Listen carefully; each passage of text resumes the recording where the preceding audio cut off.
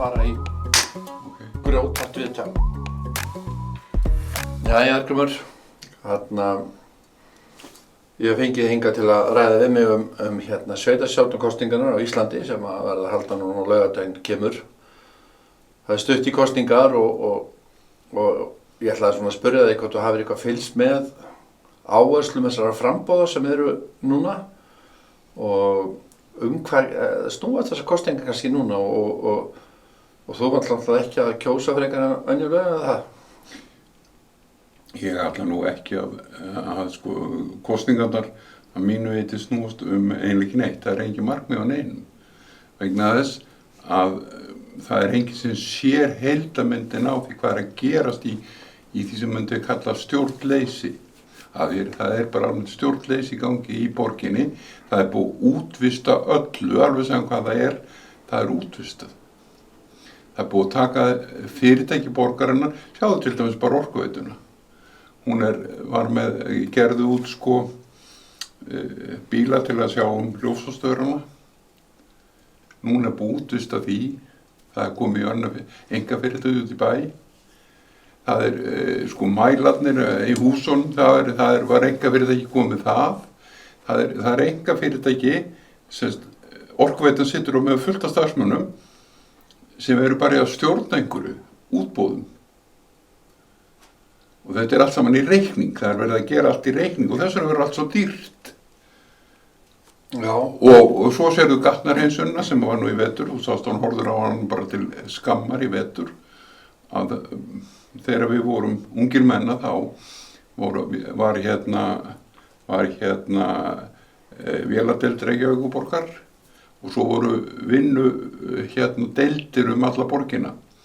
Þeir áttu vörubílana sjálfir sem hreinsuðu göturnar og þeir áttu tækin mikið sjálfur eða voru með þær í föstri verktöku á stöðunum, starfstöðunum sem voru á nokkrum stöðum í bænum.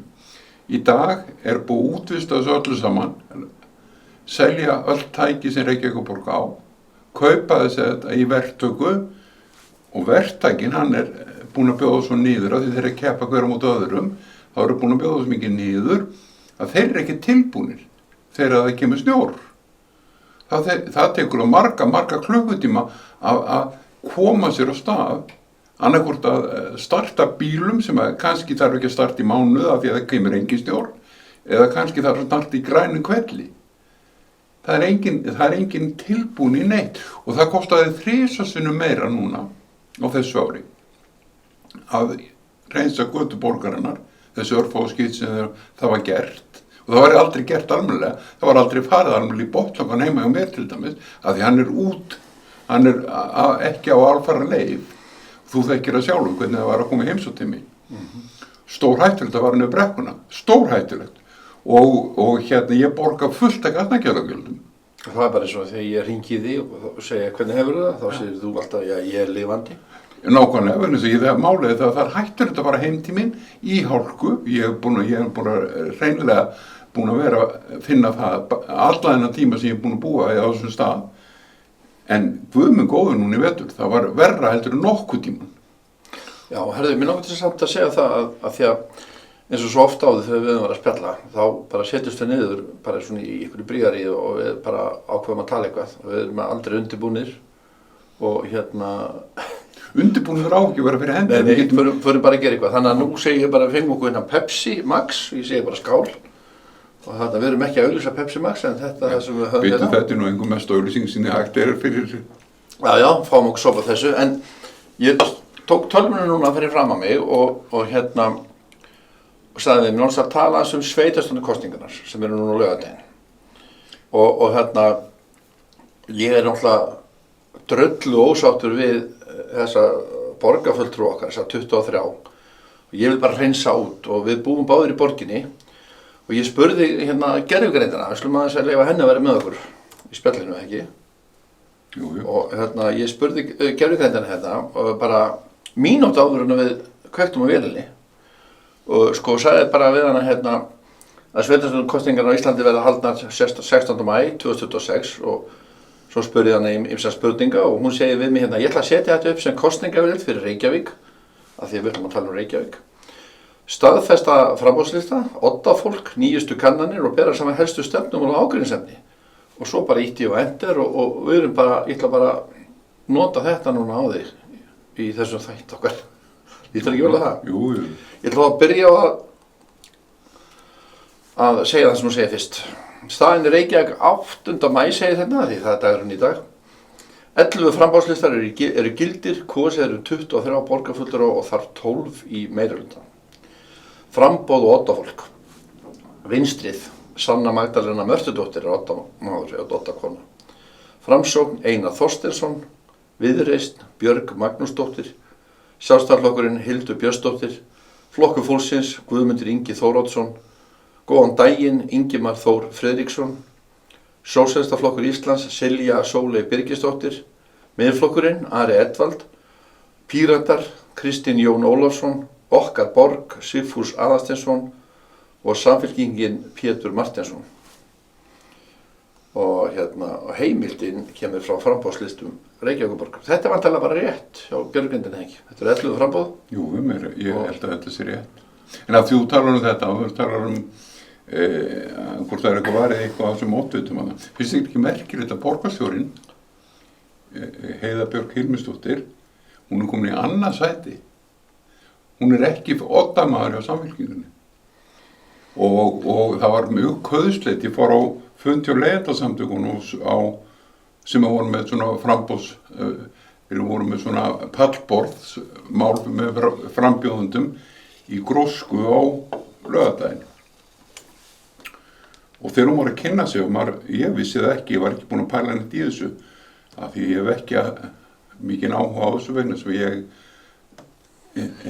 mér finnst kosningaframkvæmdin er ólögleg að mínu viti og ég hef neitað að kjósa síðan 2013. Af því að kosningaruppsetningin er ekki í lagi, en Karl Gauti Hjaltason búin að kæra hana 2 sinnum og það eru fleiri búin að kæra kosningar og það er ekki neitt gert með að breyta þessu. Vegna þess að það er engin ábyrgðaraðili á kosningun eins staðar. Það er sem vantar fókitanna í Reykjavík, það vantar fókitann út allt til að bera ábyrgð á kosningunum. Það er ekki ríkið að ekki að vera að sjá kosningar Reykjavík. Það er bannað. Við kosningar Reykjavík er hins vegar að sjá kosningar fyrir ríkið. Það heitir þegar það er alþingiskosningar. Þá koma kosningatölur úr sveitarstjórn Reykjavíkur, það er að segja í gegnum það íbúa Reykjavíkur. Það er gert svoleiðis og í forstakosningu þá koma tölur frá Reykjavík, en ekki að ríki stjórni tölum frá Reykjavík og Kópavogi og öðru slíku. Þetta er bara fáránlegt. Og stenst ekki neina skoðun, stenst engin mannréttindi og þetta væri þeir sem settu þessi lög, Markus Sigurbjörnsson sem setti þessi lög kosningar, að það er bara allt saman alveg opátt og óeðlitt við þetta. Já, þú talar Samfylkinguna og Heiðu og hún er í öðru sæti og Pétur Martinsson, svo les maður núna í einhverjum blöðum eða miðlum að hún hugi á hefndir. Vantarlega þau eru komin með nýja stjórn þá, ég veit ekki hvort að Samfylkingin ætla að fara að splittast eitthvað upp. Svo heyrir maður þessa kjaftasögu sem að Samfylkingin og Sjálfstæðisflokkurinn séu búin að ákveða að fara saman. Það starfa saman eftir kosningar, þannig að það verður þá óbreytt stefna. Sanna Magdalena er komið í eitthvað nýtt framboð sem heitir Vinstri. Það er búið að sameina Leifarnar af Vinstri grænum og Leifarnar hún splundraði Sósíalistaflokknum, hún og Gunnar Smári, svo við vitum. Og síðan er Hildur Björnsdóttir í fyrsta sæti fyrir Sjálfstæðisflokkinn, en það var ekki prófkjör þar. Það er Brynjar Níelsson og einhverju fleiri sem eru komnir, þannig að það er bara verið að sópa út einhverju fólki. Þú talar þetta. Það er verið að sópa út fólki í einhverjum flokkum og bara, og vali bara handstýrt, það er bara, þú veist það, þetta er bara svoleiðis kosningar. Þeir færðu Ragnhildi Öldu, Vilhjálmsdóttir, Öldu Maríu, þeir færðu hana aftar líka. Hún var í öðru sæti. Það er búið að færa hann í 4. eða eitthvað sæti. Já, bara þetta uppfyllingar. Já, og þeir ýttu bæði henni hvað heitir hún, Viljánsdóttur? Nei, henni Guðjónsdóttir Mörtu Guðjónsdóttir út og þeir ýttu líka Kjartani Magnússyni út og bæði gengu úr Sjálfstæðisflokknum eftir að vera búin að vera þar í 40 ára eða eitthvað. Þau bara fóru úr. Og áður þarna fyrir árunum hafði Helgi Áss farið, hann hafði líka þá flúið yfir í miðflokkinn. En Helgi Áss var aldrei kraftmikill sjálfstæðismaður, hann var það ekkert, tók ekki þátt, hann var bara, í mínum huga þá var Helgi Áss bara tækjaversinni. En það hann samt ágætlega ekki verið gefinn Helgi Áss og svoleiðis, en hann er mínum huga bara tækjaversinni. En flóttamannastraumurinn hefur legið í Kópavogi í miðflokkinn. Hann liggur allur í miðflokkinn, en hvað gerði miðflokkurinn á sínum tíma? Hann nýtti Vigdísi Hauksdóttir út og Vigdís Hauksdóttir, hún var sönn sjálfri sér, og mennum kannski endur að vera alltaf sammálunni, þá var hún sönn sjálfri sér í borgarstjórn. Og það er það sem skiptir öllu máli. Og það er það enginn þarna núna og það er enginn í þessum frambúðum sem að í mér líst á, en það eru 2 mannskur samt sem ég hafa eitthvað fram að færa. Og það er, ég hef aðeins heyrt í þessari stelpu eða konu, við skulum orða það konu, sem að er í 8. sæti fyrir sósíalistaflokkinn.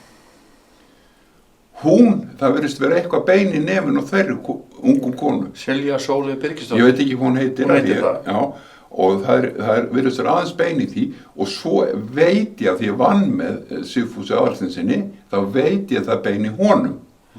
Að það er að segja að hann er einhvers konar breyting. Okkar borg. Já, okkar borg. En ég hef bara engan áhuga á öðrum að það. Og ég hefur ekki áhuga á þessu fólki heldur. En ég hef bara að segja að þetta er það sem ég hef heyrt og mér hefur aðeins hlustað. Pallborðið sem var úti í Grósku á laugardaginn var mjög stórt og vel skipulagt hjá þeim. Mjög vel skipulagt, samþykki stóð fyrir því. Hann opnaði það þarna Ragnar Þór Ingólfsson og þarna mættu held ég fulltrúa frá 9, ég held að þeir voru ekki alveg allir þarna inni. Það hafi verið 9 framboð og það var búið skipuleika raðnúmer á hvaða spurningur ætti að spyrja hvern. Og hvernig það var, þeir menn gátt ekki gripið fram í hver fyrir öðrum, það var bara beint spurningum til þín. En mér fannst bara öll svörin, og spurningum það voru ágættar, en svörin voru tóm, af því það er ekkert þetta svar þessu. Var þetta oddamenni sem ættu, eða? Það voru oddamenni, ekki alltaf oddamenni, nei, alls ekki. Hún sagðist verið í 3. sæti, Ólafía, sú sem er formað Pírata. Hún sagðist verið í 3. sæti í Reykjavík. Hún mætti þarna. Hún er velgefin, það er mjög velgefin kona líka, en hún hefur ekkert fram að færa því hún er ekkert verið að pæla í borgarmálum. Ekkert vel hún var skemmtilega á fundum þegar hún var bara venjulegu pírati, af því hún stjórnaði fundum hjá píratum, ég var stundum þar á fundum. Og hún var kraftmikil þannig að hún gæti alveg verið eitthvað, en hún er ekki borgin, hún er 3. manneskjaðar. Aðeins að það eru 11 framboð og við erum að tala einhverju leyti erum við að tala gamalt vín og nýjum belgjum. Það eru menn flýja á milli flokka, eða ég fann að kalla flokkana svona eins og íbúður eða svona hýsingar, það er að hýsa fólk, en þetta eru svona sömu flokkanir.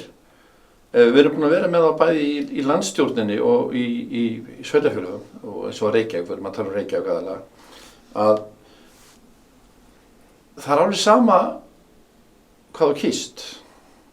Það verðist svona koma það sama upp úr. Og við byrjum við að vera klára það eins. Síðan svo, maður hefur talað við sjálfstæðismenn. Menn tala að flokkurinn sé bara rústir einar eftir Bjarna Ben. Þegar hann yfirgefur flokkinn og Guðrún Hafsteinsdóttir hafi ekki verið nægilega, hún hefði ekki haft punkt til að hreinsa til og hverfa til stefnu flokksins sem hann var. Og hún er kannski að reyna að uppgötva eitthvað nýtt eða halda áfram í anda Bjarna, ég veit það ekki. En svo erum við með nýja flokka hann inni, og við erum með Viðreisn og landsmálið, þá erum við að tala fyrirvandi sjálfstæðismenn þar. En við höfum Vinstrið, Sanna Magdalena, það er þetta 2 flokkar eða flokkur og svona einhver óanægju hópur þarna úr sósíalistum. Sanna Magdalena. Við erum með Framsókn sem er gamall, Viðreisn, við getum kallað það, hún er komið einhver og hún er, Það er flokkur sem búið að vera til í nokkur ár. Sjálfstæðisflokkurinn, náttúrulega gamall, flokkur fólksins er orðinn gamall, góðan daginn er nýtt framboð. Sósíalistaflokkur Íslands er svona, já, eiginlega nýtt líka. Miðflokkurinn er nýr í borginni allavega. Píratar, svo kemur Okkar borg og svo Samfylkingin. Og reyndar finnst mér sko Okkar borg svolítið bjánlegt nafn, ég hefði skipt þetta borgin okkar. Við verðum að tala um borgin okkar, ekki Okkar borg. Þetta er svona, ég er svolítið hissa að það skulle ekki hafa snúið þessu við. Og það er svo miklu betra upp á markaðsmál að tala um borgin okkar. Og en ég veit bara þeirri skoðun. Við erum báðir búin að tala um Sönnu oft og þessar stelpur sem kom úr fátækt og eitthvað svona og við tölum um að hún sé bara ósönn. Hún kom bara ekki reynd fram, býtum við aðeins að klára þetta. Að já, hún sé svona og nú erum við að tala um að prófkjörin, það er bara gengið fram hjá því, það er bara rað og lista og það er fullt af fólki í flokkunum sem eru óánægt.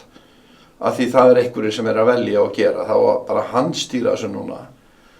Og mér finnst þessi borgarfulltrúar okkar, ég ætla að vera grófur í tali svolítið, mér finnst þetta bara að vera svona eftir að hópa bara handónýtt fólk. Það er komið tíma á að skipta út með þetta fólk og mér er alveg sama, ég orðaði þannig hverju kom í staðinn, auðvitað vil ég fá gott fólk í staðinn, en það skiptir engu máli hverju kom í staðinn, ef þau standa sig ekki að vilja fá þau út líka.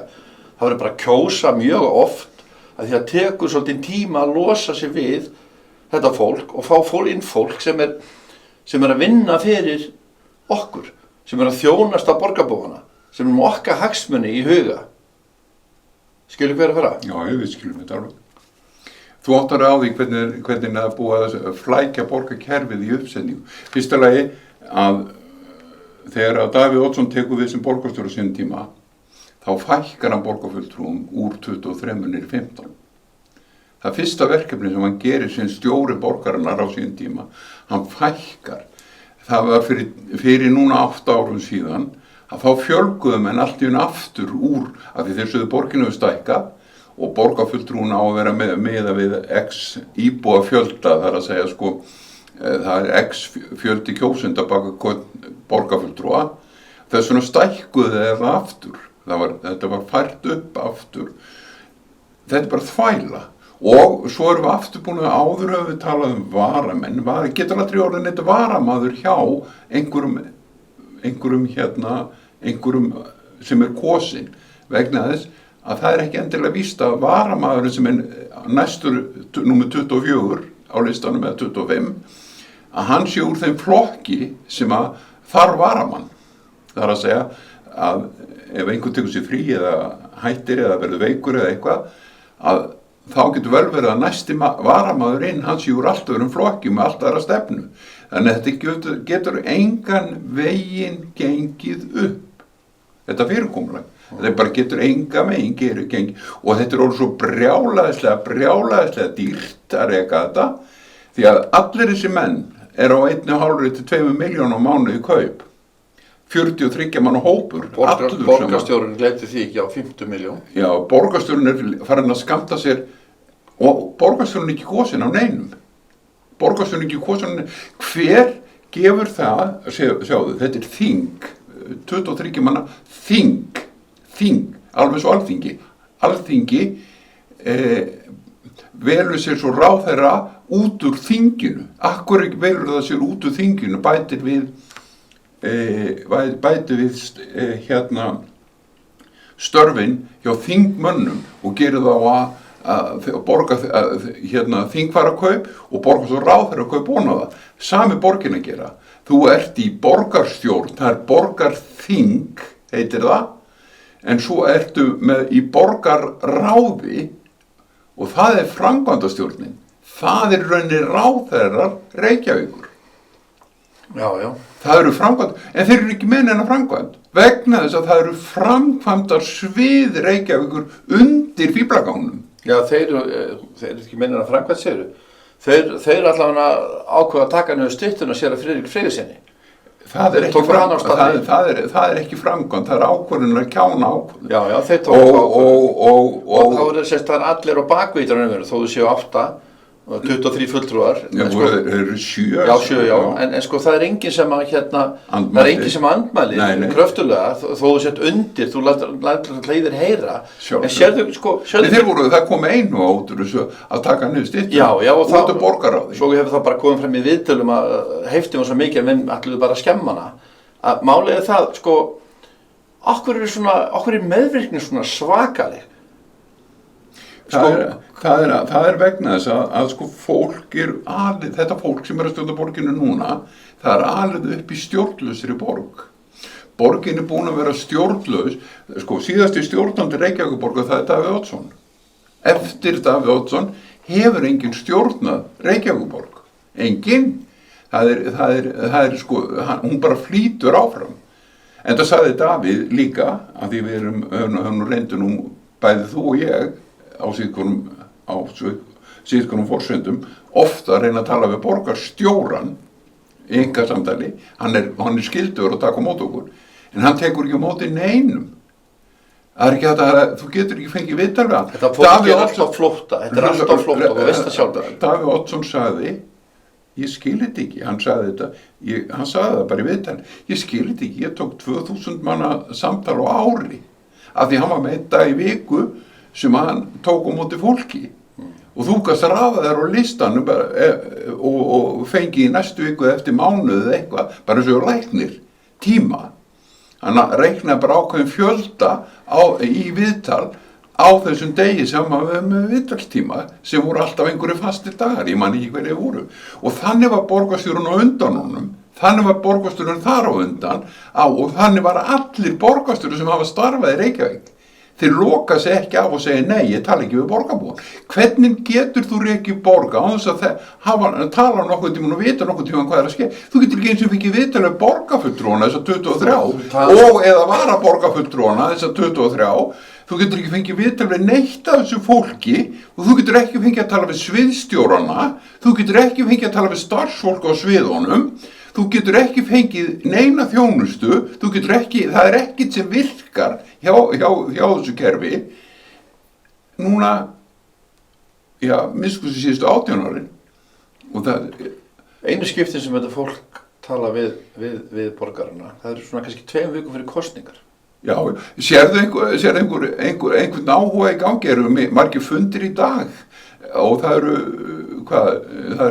8 í dag, það er ekki 8 dagar til kosninga og sérðu einhver að vera að keyrum að laugardaginn eftir viku, sérðu einhver vera að auglýsa sig, einhver að boða þig á kosningafund eða hringi þig eða gera eitthvað, nei það gerir ekki neitt.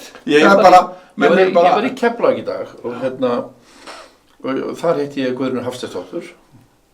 Þau eru búin að vera svolítið mikið, sjálfstæðisflokkurinn er búin að vera mjög áberandi þar að agitera fyrir þessum kosningum og mér skilst að það eru nú margir til þess Pólverjar sem búi í Keflavík. Pólverjarnir eru svona, skilst mér, yfir höfuð hægrisinnaðir, þannig að þeir eru sannlega að vinna í þeim hópi. En það eru 40.000 Pólverjar á Íslandi, eða ekki, cirka? Jú. Og þannig að þetta er raun og veru stór hópur, markhópur ef þeir myndu stofna til dæmis stjórnmálaafl. Nú ætla ég bara að segja við þig og alla. Já. Það er ekkert eðlilegt við það að Pólverji eða frá einhverju landi í heiminum fái kosningarétt í sveitarstjórnum eða alþingiskosningum eða fósturkosningum í gestaríki. Það er bara ekkert eðlilegt við það. Vegna þess að þú ert að gefa, þetta er svona jörundarkerfi þá á þessu, Jörundur var sóttur vegna þess að var kvarta undan honum í Íslandi, hann tók sér vald á Íslandi og það eru þeir sem eru að kjósa eða setjast yfir þig, eins og Sabine Leskov í Reykjavíkurborg, hún verður handtakana vegna þess, hún er að taka sér vald, eða Pavel Bastok frá Pólandi, eða Amal Tamini sem satt í bæði á Alþingi og í sveitarstjórn í Hafnarfirði. Og þetta getur ekki gengið upp. Þú kemur ekki sem gestur hérna og tekur valdi við landinu. Það heitir valdarán. Og núna situr Pavel Bastok, þó hann sé búin að vera hérna síðan hann var 2 ára, eða eitthvað, að hann situr sem formaður utanríkismálanefndar Íslands. Og hann er að víla og díla með ESB. Útlendingur. Þetta er ekki, sko fyrsta lagi, Pólverjarnir eru að sækja hann alveg eins og skot ef einhver myndi kvarta, í alvöru tala. Það var bara nákvæmlega eins og Danirnir sóttu Jörund á sínum tíma, nákvæmlega eins. Danirnir kom eins og skot, Jörundur ríkti 40 daga því að símalínuna voru langar. Það þurfti að senda... Voru þið komið með síma þá? Nei, þeir voru alveg ekki með síma. Það þurfti að nota skip, sigla til Danmerkur og Danirnir þurfti að sigla til Bretlands og láta Bretland að taka hann. Þeir Danirnir segja, og hann samt var að danskur ríkisborgari. Ástæðan fyrir þessu að það menn fara ekki önnur þjóðríki til að ráða þeim. Þú sér þetta líka í Bandaríkjunum í dag. Menn að fatta það, Ilhan Omar, hún búin að koma undir sig, hún búin að ná allum styrkjum Minnesota undir einhverja Sómali. Akkur það? Akkur þetta fólk? Og svo situr hún á þing og segir, þið eru bara asnar Bandaríkjumenn, þið eru bara asnar. Akkur hún að sitta á Bandaríkju, akkur býr hún í Bandaríkjunum eða svo vond að búa þar? Þú veist, ég meina, þetta við búum í heimi sem kolruglaður, algjörlega kolruglaður og við erum að sjá, hérna í Reykjavík, stjórnlausa borg í höndum útlendinga eins og Sabine Leskov, Pavel Bastok og það eru örugglega fleiri í stjórninni hérna sem hafa verið að vasast í þessu. Pavel Bastok var að rífast í sjónvarpinu út af bílastæðu, þú nú mikið áhuga með bílastæðu áhuga maður. Og það var hann sem var að setja blómakerinn fyrir Dag Bjarkason út alla borg.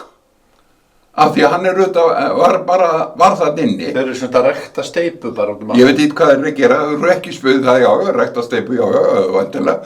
Og svo flutti hann sig yfir af því að hann í annarskipti á þing, hann fór annarskipti á þing. Hann var á þingi með honum Óttari Proppé og Óttar Proppé og Pavel Bastok gerðu lögnúmer 16 frá lögnúmer hvað voru frá 2016 útlendinga. Útlendingalögin. Já, þau gerðu það á kaffihúsi með Sabine Leskov og fleiri útlendingum. Útlendingar byggðu reglur sjálfa sig á Íslandi. Þetta æðist. Og svo þarf ég sem skattgreiðandi að borga þetta. Þetta sko svo vitlaust, svo brjálæðislegt og það segir engin neitt. Þetta látið átölulaust. Já, en það bara, já, menn þetta sko málið það, við lifum í, ég upplifum eins og í Kjánalandi og það ekki bara sem Þú gestur í eigin landi, það bara svoleiðis. Nei, ég ekki einu sinni gestur, því að það sparkað í mann algjörlega. Það búið að sparki mig liggjandi í Reykjavíkurborg og í ríkinu núna síðan 2008. Og allir vita þessum dómsmálum sem ég hef verið að tala og kvörtun á því að það ekki dómar í Reykjavík. Og það ekkert sem hérna. Fólk það sittur 23 manna borgarþing samansettur einhverju fólki úr einhverju mörgum flokkum samt segir að allir megi bjóða sig fram. Þetta ekkert annan húsfélag og þegar þú bjóst upp í Breiðholti þá varstu í hússtjórn í húsinu í Breiðholti og Skjaldgeri í hússtjórn. Já, og akkur varstu það? Af því þegar menn völduð í það eða þú bauðst í starfið og ég á ekki að vera sett upp hendi, ég þarf ekki að þurfa að vera í flokk til þess að bjóða mig fram. Ef mér langar að fara í framboð, þá á ég að fara í framboð núna eftir, fyrir kosningarnar á laugardaginn eftir 8 daga. Sem Arngrímur, ekki sem einhver hópur fyrir aftan Arngrímur. Það með eitthvað framboð, flokk eða framboð. Já, það bara bannað að gera þetta. Samkvæmt mannréttindi mínum, þá á ég 100% rétt á því að gera þetta. En þessi réttur tekin af mér, bæði í sveitarstjórn, í forsetakosningum. Ég fór nú í forsetakosningar til þess að sýna fram á fáránleika og það gerði þú líka. Ég fekk fullt af meðmælum, en ég átti auðvitað ekki séns í meðmælina Guðna af því að Áslaugu Arna, þá dómsmálaráðherra, hún opnaði fyrir það að vera hægt að sækja meðmæli í tölvu. Og Guðni fekk meðmæli 2000 meðmæla því hann var auðvitað forseti. Það var meira, 3 eða 2000. Hann þurfti ekki nema 2. Nei. Ég veit ekki hvað ég fekk og ég myndi aldrei segja það þó, en ég fekk fleiri 100. Og málið það, var ég að gera þetta? Ég var að sýna fram á, ég ætla að Sýna fram á fárleika. Ég var bara að sýna fram á fárleika. Við fórum líka í alþingiskosningar. Við slum, já. Við fórum líka í alþingiskosningar 2013 og reyndum að bjóða okkur fram. Ekki ég, en þú. Nei, við gerðum það, ég og fleiri. Og hvað kom út af því? Ég vilja stofna flokk. Við neitum að stofna flokk. Argrimur, stoppa hans þetta. Þess vegna er ég að tala þetta sko flokkana sem svona hýsingaraðar. Þetta svona svo bara að vera að hýsa fólk sem hefur þessar ambisjónir, eða metnað, þess að fara í þetta eða eitthvað, því ég veit ekki hvað flokkurinn að gera. En ég, sko, því við byrjum með gervigreindina og hún bara kom með svar hérna hálfri mínútu. Nú er hún afbrýðisum, hún vil fara að koma á stað. Já, ok. Það er ekki að hleypa henni að þess að. Jú. Já. Hún segir þetta meira, hún talar nýjastu kannanir. Bara, tekur þú bara boltan. Gallup birti könnun 17. apríl. Það var Sjálfstæðisflokkur með tæp 28%, Samfylkingur 23%, þetta er náttúrulega með fyrirvarum og villur sko, það getur alveg verið einhverju villur hérna. Vinstrið rösk 13%, miðflokkurinn er 11%, Viðreisn 10%, Framsókn og Flokkur fólksins fær nær 4%, Píratar ríflega 3%, Sósíalistar tæp 3%, Okkar Borg rúm 1%. Svo kemur önnur konun frá Maskínu, núna fyrir 2 dögum, 7. maí. Sjálfstæðisflokkurinn er þá með 27,9%, Samfylkingin 18%, hefur dalað. Vinstrið heldur sér við 13,2%, Sjálfstæðisflokkurinn fengi 8 borgarfulltrúa, Samfylkingin 5%, þá eru þannig komnir samtals 13 fulltrúa, þá eru komnir bara þessi 2 flokkar eins og ég sagði á hann, kjaftasagan, þá eru þeir konur í meirihluta. Vinstrið og Viðreisn 3 hvor og miðflokkur, Framsókn, Sósíalistar og Píratar 1 hvert. Ég eiginlega finnst þetta ólíklegt að miðflokkurinn fá bara einn eins og maður hefur svona fundið þetta en ég veit það ekki. Þannig er Sjálfstæðisflokkurinn með nýjastu konuna og Samfylkingin bara konu í meirihluta og þá kjaftasagan ekki að ganga bara upp samkvæmt þessu. Að þetta eru, sko, sjálfstæðismenn eru óþrifullar að komast í stjórn, það eru ekki verið svo lengi í stjórn borgarinnar. Samfylkingin er náttúrulega búin að vera allt og lengi. Og heldur þú að Samfylkingin sé að fara að breyta ykkur?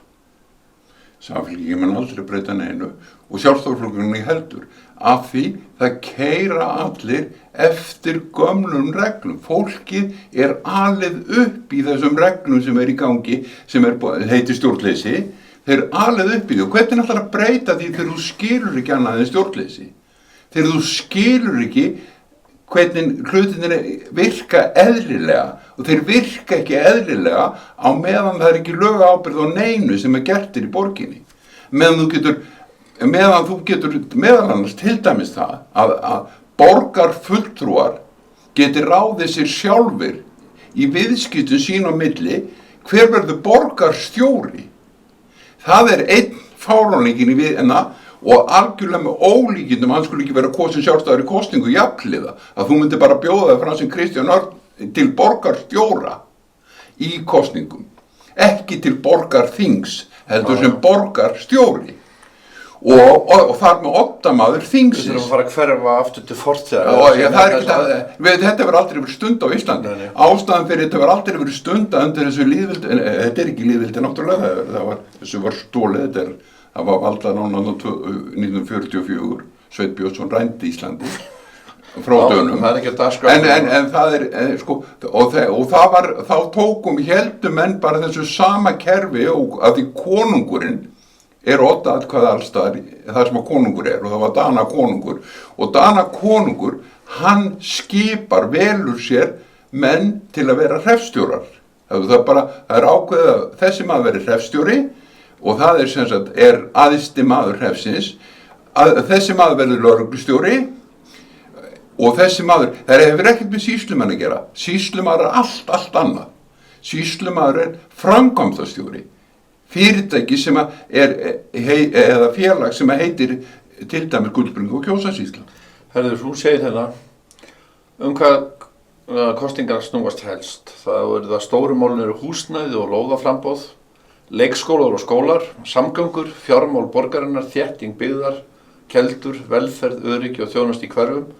Svo segir hérna á öðrum stað að átökin eru helst meira byggingarland og bílavætni nálgun gegn þéttingu borgarinnar, borgarlínan, loftslagsáherslur og sterkari félagslega þjónustu vanti. síðan svona, hún telur upp hver flokkur að áherslulínu flokksins. Sjálfstæðisflokkurinn leggur áherslu á rekstur, lægri álögur, skilvirkari stjórnsýslu, meira lóðaframboð og gagnrýni á meirihlutann. Samfylkingin vill vera áframhaldandi í jafnaðarstefnu, félagslega þjónustu, skóla, leikskóla og borgarlínu þéttingu. Ég skil það nú ekki alveg, sko. Samfylkingin búin að vera í borginni og þau verðum alltaf að heyra þessi skólamál og leikskólamál, sko, skortur á bæði húsnæði og fólki. Hún búin að vera þarna, sko, í hvað, 20 ára eða hvað, þú veist, hátt í það. Hún er að leggja áherslu. Búin að vera í 25 ár. Já. Eða 24-5 ár samfélgingin. Þarna undir Degi Bjarkeyjarsyni. Þetta hét áður þarna R-listinn. Og þetta eru 24-5 ár sem þetta fólk búið að vera að stjórna borginni niður rusl. Sjáðu hvað kjósendur eru dofnir. Það bara að vera sama tuggan. Hlustaðu, það sko, kjósendur eru dofnir að þeir eru aldir upp í stjórnleysi. Þeir þekki ekkert annað en stjórnleysi. Og það nennir enginn að hugsa þetta lengur og þess vegna mynda menn sér ekki djúpstæðar skoðanir þetta. Þeir segja bara, það var að vísu, ég fekk enga þjónustu og það kom ekki einu sinni lögga þegar það var brotist inn hjá mér og ég hringdi lögguna. Hún sagði bara, ég vil ekki koma af því að ég má velja með verkefni og það kemur ekki slökkubíll af því að það var leikur þegar það var að brenna og þeir voru að horfa á leikinn. Þegar ég keyra. Þetta svona í dag. Þetta stjórnlaus Reykjavík og það er haldið brjálu sko launapartí hjá þessu fólki. Þú sér það að hvað eru 800 manns á dag veikir í Reykjavík og það eru 12.000 manns í vinnu og hvað eru 12.000 manns að gera við að stýra verktökum? Af því það allt keypt svo úti. Það allt keypt. Það allir í verktöku fyrir Reykjavíkurborg. Og ég var að segja það bara síðast með ljósastörana og þess vegna hafa verið heilu hverfin ljóslust dögum saman af því það benda hver og annan og segja nei þetta er ekki mitt hverfi og þetta við erum komin með algjört ábreiðleysir. Þú talaður B-hlut og A-hlut áður við fórum inn á þátt Reykjavíkurborgar. Það engin B-hluti, það bannað að reka B-hluta. Vegna þess að Reykjavík bara einn sjóður, hann ekki margir sjóðir, en B-hlutin, það eru 200 sjóðir, það eru 200 félög. A-sjóðurinn, það bara Reykjavík sjálf sem tekur á móti sköttunum, hún gerir ekki neitt annað. Hitt kemur allt úr B-hlutunum. Þannig að sko vitleysan og fáiðagangurinn í þessu algjör. Og þetta eins og ég segi hefur leitt til þess að það dýrar að reka Reykjavík heldur en New York. Hörðu, hérna segir gervigreindin að því við þurfum að tala fyrir hana. Hvað hefur gamli meirihlutin, það segja núverandi hluti, helst verið legið að hálsi fyrir? Það gagnrýni snýst mest að leikskólavandamál. Leikskólavandinn hefur ekki verið leystur nægilega hratt, húsnæðisverð og leiga séu á há, framkvæmdir, samgöngumál gangi hægt, rekstur borgarna sé þungur og þéttingastefna hafi ekki skilað nægu húsnæðisöryggi. Sko, svo þessu flokka búin að vera þarna núna í 4 ár og samfylkingin þarna, eins og þú segir, í öll þessi ár. Og það sömu áherslunar og það gerist ekki neitt. Þetta sama tuggan, veistu hvað að kjósendum? Okkur kjósaðir alltaf eins. Af því þeir nenni ekki að hugsa frekar en þeir sem sita í starfinu.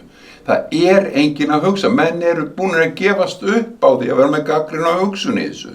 Þeir sita bara heima þessir og segja, já, þessi skástur af þessu vondu og ég ætla að nota kosningaréttin minn og ég verð að merkja með einhvern af því ég að fara að kjörsta. Þetta þá bara eins og með einhver lið, knattspyrnuleik, þú bara heldur með einhverju lið. Alveg sama hvað það gerir. Alveg sama hvað það gerir, þú skora engin mörk og gerir ekki neitt. Og þetta svo að segja, ég ætla að skora mark og þú búin að vera í 22 ára hvað það og þú hefur ekki skorað mark og þú ennþá ertu markalaus. Já, þetta akkurat og samt alltaf fólk að kjósa þig. Já. Hvað að kjósendum? Nei, það ekkert að kjósendum. Þetta heitir stjórnleysi og þeir út alin upp í stjórnleysi. Þú þekkir ekkert annað en að það hefur aldrei verið skorað mark. Það er alltaf verið að lofa þig að skora það og það hefur aldrei verið skorað. Þú þekkir ekkert annað. þá kemur þú inn í starfi og hvernig ætlar þú að fara að skora mark þegar þú þekkir ekki hvernig á að skora mark. Þú er búin að glemma hvernig á að gera það. Af hverju þú bara að sækja þetta starf vegna þess að ef þú hefur ekki vita á því vegna þess að þú heldur og hafi vita á því. Já, þú hefur ekki dýpri sko. En 20 ár, hvenær ætlar að fá fattið?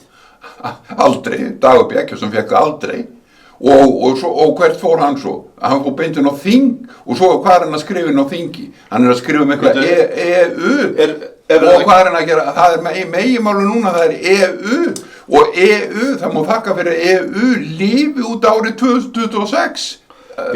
Er eftirspurn eftir fólki með reynslu í rugli? Það er eftirspurn með því, annars hefði ekki farið. Og Pavel Bastok, það er hann annar, Bólverinn, setur með fílu svip og segir það er engin ástæða til að seinka kosningum hvort að ég að taka þátt í að fara í samningaviðræður við EU. Það er engin ástæða til að með algjöran fílusveip. Þessi maður, hann er að taka sér valdið mér, ég vil ekki sjá þetta. Eitt annað, hvernig, svo eru kosningar, 4 ár, hvernig kemur þessu fólki frá? Þú ert að endurnýja umbúðið, svo farðu aftur, þú farðu aftur umbúð frá fólkinu og þú ert aftur komin þarna við völd og þú ert svo rosalega ánægð því að það er allir svo ánægð með því. Þeir endurnýja bara umbúðið þitt, en samt alltaf með sama vandamáli fyrir fram að því. Dagur Bjarkjason var aldrei endurnýjaður af því að málið það, hann var alltaf aðeins eftir efsta sæti í Samfylkingunni og þeir sem bara alltaf taka þátt í kosningum og vilja ekki einhvern annan flokk, þeir verða að taka það eins og hann er boðin upp pakkin og hann er alltaf eftir í pakkunum sem hann er lélegur. Nákvæmlega samins út með Þórdísi Kolbrúnu Reykfjörð Gylfadóttir, þú vilt hann ekki en ég meina hún kom sér í efsta sæti til þess að þú neyðist til að taka hann inn. Þetta er svona vendaði vinnustaf. Þetta er vendaði vinnustaf. Að vera bara í toppnum. Já. Og þetta er alltaf bitnar á flokkunum. Þetta bitnar á öllum. Eða ætti að gera það. Nei, þetta bitnar ekki bara á flokkunum. Þetta bitnar á öllum íbúum landsins. Íbúum eða öllum íbúum borgarinnar. Heimska bitnar á þeim sem þetta er svona bakkabræðradæmi að heimska, hún bitnar á öllum. Og það er þetta er ekki heimst fólk, það er heimst stjórnsýsla af því að menn hafa látið hana bara leka frá sér. Myndum á að tala bílastæðamálin af því ég vil endilega ræða það líka á eftir en ég bara gerði við greindina að finna einhverja spurningar handa þér og hún vill spyrja Arngrím hvað gera þessar kosningar sérstakar? Fyrsta spurningi hjá henni. Hvað gera þessar kosningar sérstakar? Já, sem eru framöndan. Ekkert. Það er ekkert sérstakar við þessar kosningar eftir síðustu 17 kosningar eða kosningar þar á undan. Eða forstakosningar eða alþingiskosningar. Það er ekkert framboð af neinu og það er enginn sem breyta neinu. Það er búið að gera þetta allt eins og ég segi, það er búið að setja allt í verktöku, þannig að þetta gengur að menn alltaf bara vera að yfirmenni við verktökustýringu, en þeir taka samt enga ákvörðun vegna þess að þú ert í borgarráði á að vera framkvæmdastjórn og ef að rétt væri á kosið, þá myndi þeir geta ráðið borgarráð eins og á að ráðherra sem utanakomandi fólk. Borgarþingið ber ábyrgð á borgarráði og svo borgarstjórinn á að vera kosinn eins og forseti Íslands í almennum kosningum. Og það er ekki vandi að gera það samhliða. Það bara á kjörseðlunum þessir menn eru í framboði til borgarstjórasætis og þetta fólk til borgarstjórnar. Og svo raðar borgarstjórinn undir sig þeim mönnum sem honum líkar þegar hann kemst til valda. Og það er spurningum það, hann getur verið sjálfstæðismaður, hann getur verið hvaða flokk sem Hann býr til borgarstjórn úr og hann sækir það í utanakomandi að best væri. Það myndi að sækja það í utanakomandi fólk. Það er gervigreindin vinkona okkar. Hún heldur áfram. Já. Hún segir að helstu átakamálin séu raðari eftir mikilvægi, húsnæðismál. Þetta sé stærsta málið. Hún segir að deilurnar snúist þetta aðalega. Er verið að byggja nóg? Er verið að byggja rétt húsnæði? Á að þétta meira byggð eða byggja út? Hver ber ábyrgðina á verðhækkunum? Hún vil að ég leggja þetta undir þig, þessa spurningu. Eða spurningar. Borgin ber ábyrgð á verðhækkunum og ástæðan fyrir því að borgin ber ábyrgð á verðhækkunum er að borgin hefur leyft þess að vera öllu stjórnlausu. Það er að segja að að það er verið að, sjáðu, Pétur Martinsson, hann er hann í framboði fyrir 8 sæti í Samfylkingunni. Hann er að kaupa einhverja lóðir út í Skerjafirði og endurselja það einhverju öðru félagi. Áttu það að vera í braski sjálfur? Já, hann er búinn að vera í húsnæðisbraski. Þetta er fyrirvændi fótboltamaður hann er búinn að hafa pening út úr húsnæðisbraski og lóðabraski. Af því þeir eru að gera það, kaupa lóð, fá lóð útlutaði á borginni, borga fyrir hann einhvern x pening og borgin á ekki að taka peninga fyrir lóðir. Og veist það.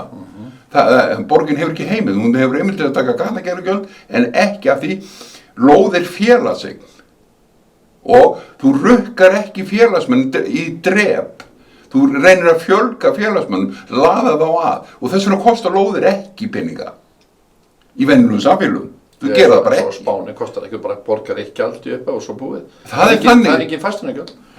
Þannig er á þetta að vera, fasteignagjöld eru líka bönnuð. Þau eru, veistu að, akkur eru fasteignagjöld bönnuð? Þau eru vegna þess að þú mátt setja fasteignagjöld á fyrirtækjaeignir. Þetta hús sem er í fyrirtækjaeign, það máttu setja fasteignagjöld á alveg og þú getur hækkað með þessi fyrramáli. Bara það er ekki engar undirbúning og hækkun á fyrirtækjum, þú getur bara sett 50% auka skatt á fyrirtækjum. Gerðu greinarmunur á lifandi fólki og dauðum hlutum. Nákvæmlega, algjörlega. Og það er það sem er mismunur. Þú getur ekki neinu breytt fyrir lifandi fólk. Engu. Það er bannað að hreyfa, það er bannað að rukka þig fasteignagjöld af því það er samningur með að þú borgir skatta. Það er samningur, það er ekki hægt að taka skatta af þér ef þú neitar að borga á. Það er heldur ekki hægt að henda þér út úr samfélaginu ef þú neitar að borga skatta. Það er ekki hægt. Þess vegna, þegar skattar fara yfir, af því menn eru alltaf einir, þá flýja menn bara úr sveitafélaginu, hlaupa burtu frá þeim. En það er ekki hægt að neyða þig til að gera nokkurn skapanlutur og segja nei. Það er ekki hægt. Það er bannað að gera það. Þetta er allt þjónusta til þess að þér líði vel sem borgarbúi eða íbúi Seltjarnarnesi eða Kópavogi, Akureyri eða hvar sem er. Þetta er allt gert til gæða fyrir þig, en það eru engin gæði. Það er kvíði, leiði og hræðsla hérna og það er ekki hægt að kaupa íbúðir Reykjavík vegna þess að þær eru orðnar svo dýrar, af því að lóðin er svo dýr, af því að tengigjöldin það er verið að láta Orkuveituna græða á tengigjöldunum, þó að Orkuveitan eigi að vera skuldlaust fyrirtæki, það er verið að taka allstaðar auka gjöld eins há eins og hægt ef þú ætlar að taka inn eitthvað.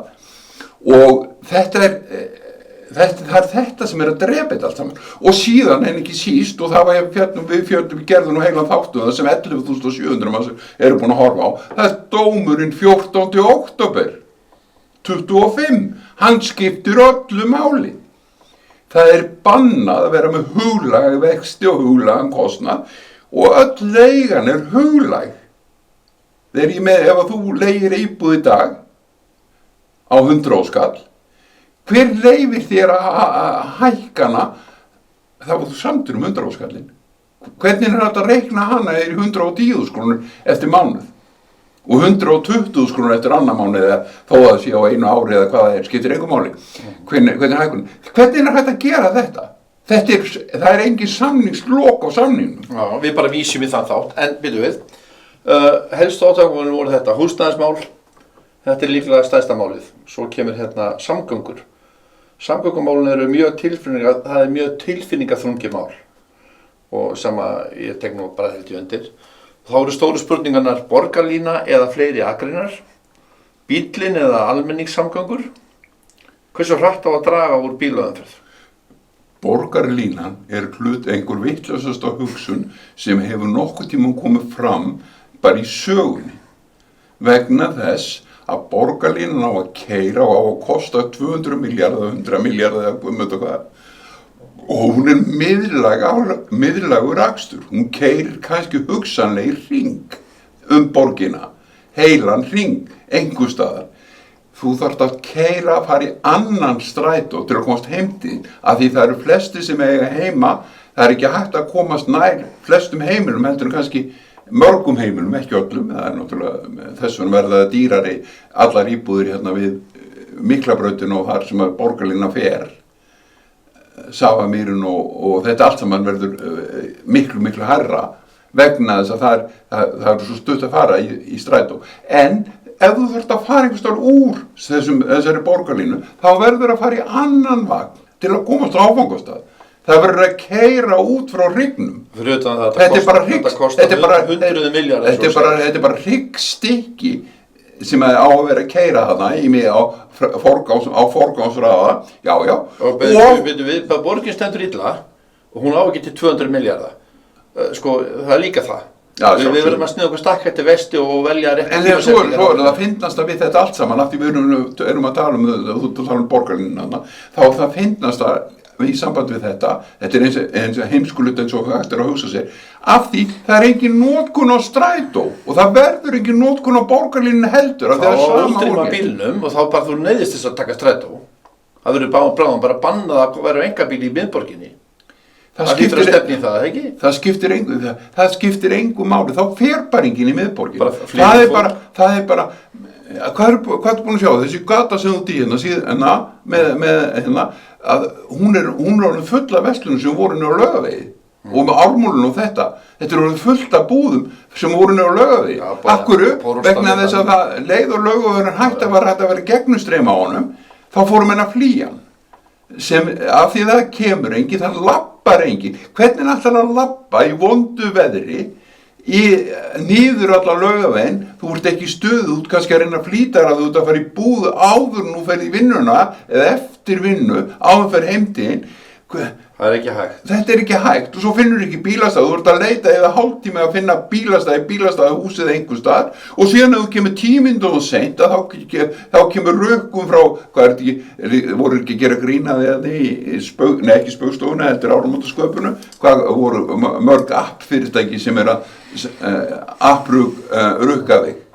Það voru nokkur 3, 4 eða 5 appfyrirtæki, Parki og hvað það heitir allt saman, sem að rukka þau og ef þú borgar ekki þá setjar það í lögfræðing eftir 10 mínútur og þú ert þarft að borga lögfræðikostnað. Þetta er allt bannað. Þetta er brot á persónufrelsi og persónurétti og lögfræðingur sem rukkar þig, hann er ræningi vegna þess að hann er umboðslaus í Reykjavík. Það er engin með lögsögu til að gefa út leyfi til rukkunar. Leikskólar og fjölskyldur, 3. sæti, mjög stórt pólitískt högg á núverandi stjórnendur. Ræðum að ræða á það eins og með Samfylkinguna og þetta vinstra, þessa vinstri flokka eins og þetta er kallað. Leikskólar og fjölskyldur, við erum búin að vera með þetta, það eru búin að vera hann í 4 ár núna, þessi vinstri stjórnendur sem eru núna og þetta er semst mjög stórt pólitískt högg á núverandi stjórnendur. Sko hugsaðu það eins. Vandamálið sem allir að leysa er alltaf til staðar. Þau klára aldrei verkefni. Þá kemur gagnrýnin, foreldrar fengu ekki pláss. Stytting opnunartíma, mannekla, mikið álag á starfsfólk. Ég veit til dæmis að á tímabili var bara með samtöku leikskólapláss foreldrar, þú gast bara verið með barnið 4 daga, ekki 5. Þú varst bara, foreldrar skiptust á að vera heima. Þetta er Reykjavík í dag. Það er að taka hlé. Það er að taka hlé? Aðeins. Tökum þá bara hlé. Ég segi það, þetta er Reykjavík í dag, enda ég, munum það. Takk fyrir hlé. Já, það sem að allt þetta leikskólaævintýri Reykjavík er stórfurðulegt og hefur verið furðulegt alveg frá upphafi. Þú veist að leikskóla var félag sem hét Sumargjöf eða eitthvað sem var stofnað og þeir byrjuðu í leikskólanum Reykjavík kaupir félagið út. Ég held að félagið verið einkafélag og það átti fullt af leikskólum og þeir gátt alveg Reykjavík á. Þetta var áratugum saman. Svo fyrir kaupir Reykjavík þetta, ég held að þetta hafi heitið Sumargjöf eða eitthvað, og fyrir að reka leikskóla og þeir get ekki reykja leikskóla. Það voru setta reglur líka leikskóla, það má ekki vera nema 5 börn á hvern kennara, ef við kallar leikskóla starfsmann kennara, það má ekki vera nema 5 börn á það. Það er líka, þetta er alveg eins og á spítölunum, má ekki vera nema 5 sjúklingar eða 4 sjúklingar á hvern. Og það er líka á elliheimilum, þetta er brotið allstaðar nema í leikskólanum, af því það er alltaf sagt nei við börnin. Annarkvæmt þetta reykja leikskóla og þá bara þetta er gæsluvöllur, þetta þarf ekki að vera svona opbúslega fullkomið. Þetta er gæsluvöllur, ef fólk treystir ekki að vinna á gæsluvellinum, þá á það bara ekki að vinna á honum.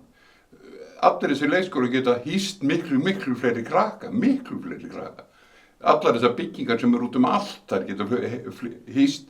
Það er foreldrarnir sem taka ákvörðun það hvort barnið þeirra vill vera á leikskóla með 100 nemendum og 20 starfsmönnum eða á leikskóla með 30 starfsmönnum og 200 krokkum. Það er þú sem foreldri sem tekur ákvörðun. Er ekki eitthvað reglur það?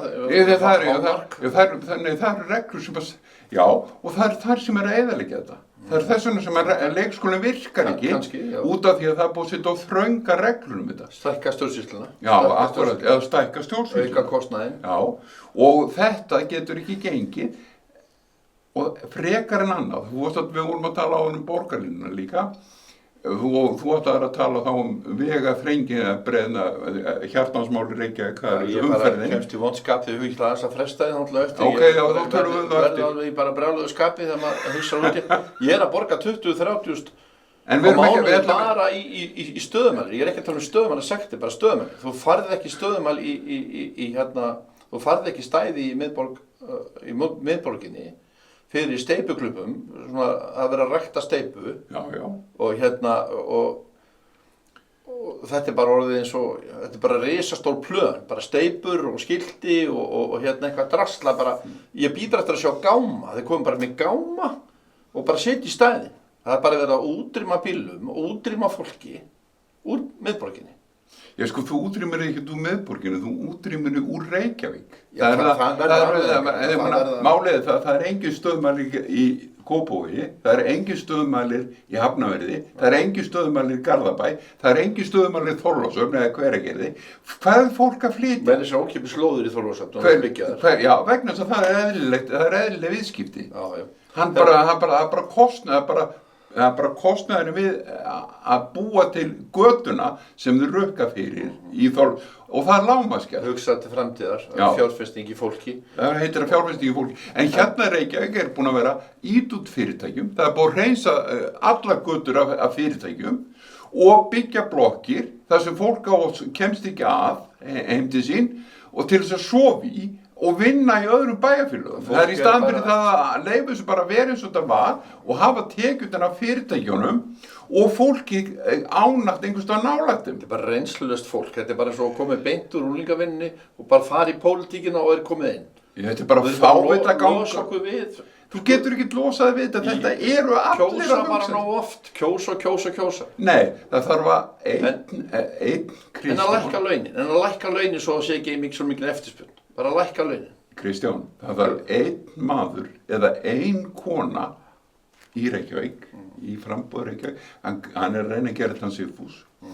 Og hún sýnir aðeins takta í það þessi sem er stúlka sem er fyrir sósíalistaflokkin, aðrir sýna enga takta. Enga. Sanna Magdalena, hún ætlar að sofa núna hún svaf undir nafni sósíalistaflokksins af því hún var svo heppin að komast þar inn. Að hún svaf þar er búin að sofa í 8 ár eins og Þyrnirós og en hún ætlar að sofa næstu 8 árin undir einhverju nýju nafni sem heitir Vinstri eða eitthvað svoleiðis. Þetta við höfum ekki til svona fólk að gera. Hún mætir ekki eins og á fundi af því hún er orðin svo stór með sig, hún þarf ekki að mæta á fundi lengur. Hún er forseti borgarstjóri eða varaforseti borgarstjóri. Já.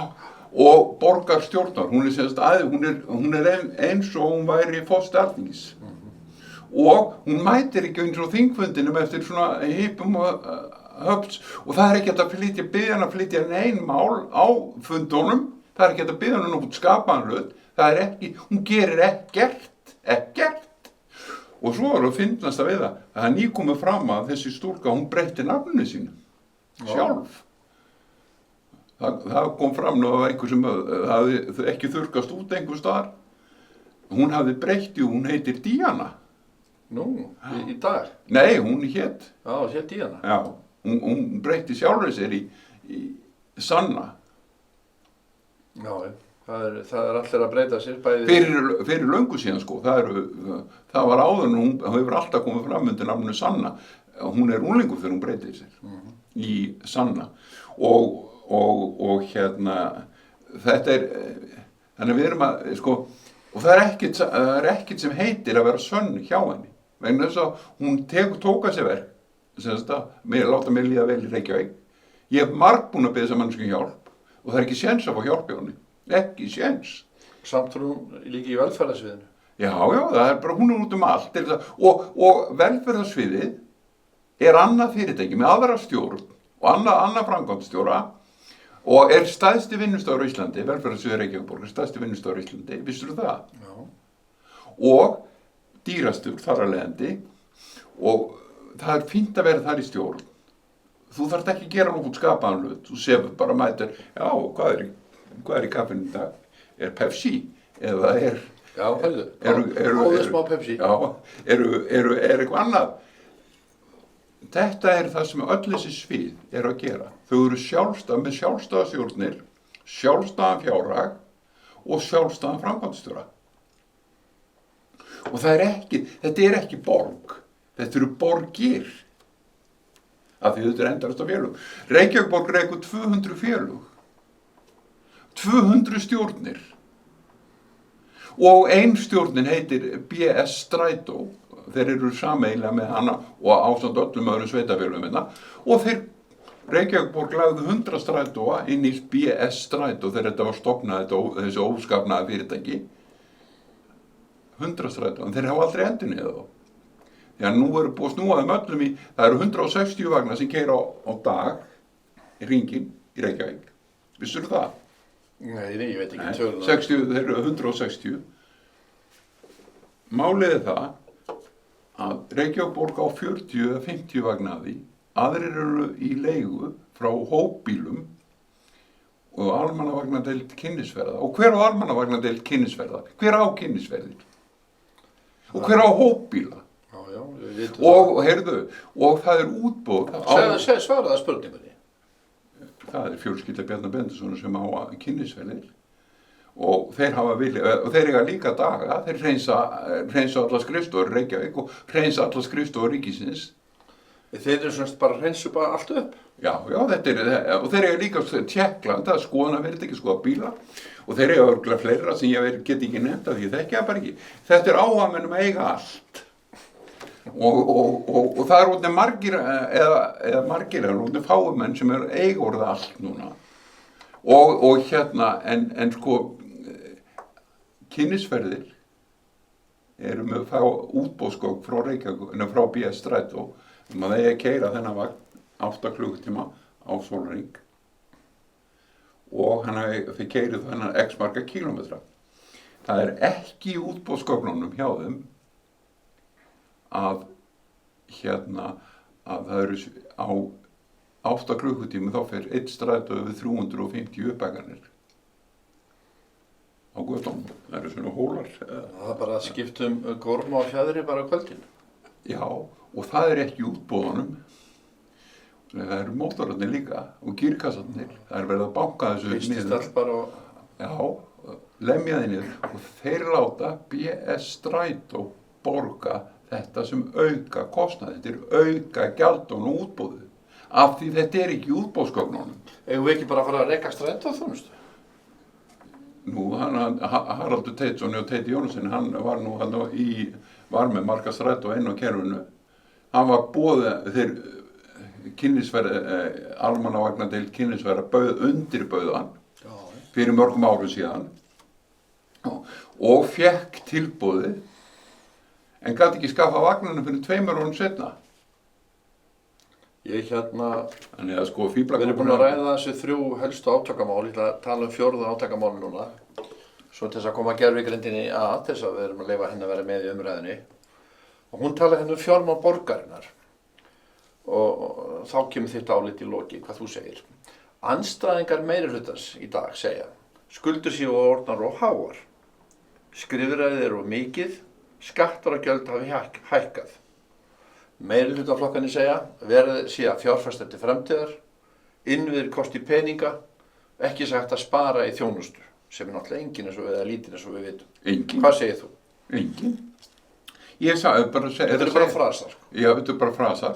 Að það er engin þjónusta og fjármálin það er engin fjármálastýring neinstaðar af því að við erum að tala að það eru allar undirstofnanirnar, það heitir sviðin hjá Reykjavíkurborg sem eru með sjálfstæða stjórnir, þær búa til eigin fjárhag og setja kröfun til miðjunar sem er skattastýringin og skattastýringin, svo er þeir að lána skattastýringunni ef eitt fyrirtæki græðir að þá er það látið skila arði eins og Faxaflóahafnir, það er látið skila arðinn til Reykjavíkurborgar og eða jafnvel lána Orkuveitunni eða þeir krosslána hver öðrum til þess að svindla í bókhaldinu.